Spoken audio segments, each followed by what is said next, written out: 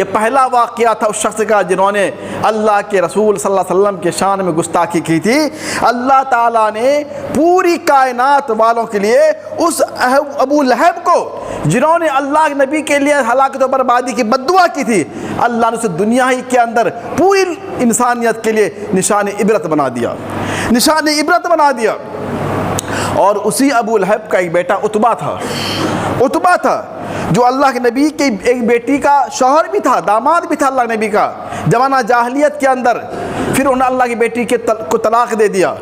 चुनांच उसने एक बार लोगों से कहा कि मैं आज जाता हूँ और मोहम्मद सल्लल्लाहु अलैहि वसल्लम के शान में गुस्ताखी करता हूँ, तुम लोग देखना मैं किस तरीके से उनके शान में गुस्ताखी करता हूँ। चुनांच वो अल्लाह नबी के पास आया और थोड़ी दूर में खड़े रह के अल्लाह नबी के खिलाफ उल्टी पुल्टी बातें बकने लगा, अल्लाह नबी को बुरा भला कहने लगा। अल्लाह नबी सुनते रहे और आखिर में रिवायत में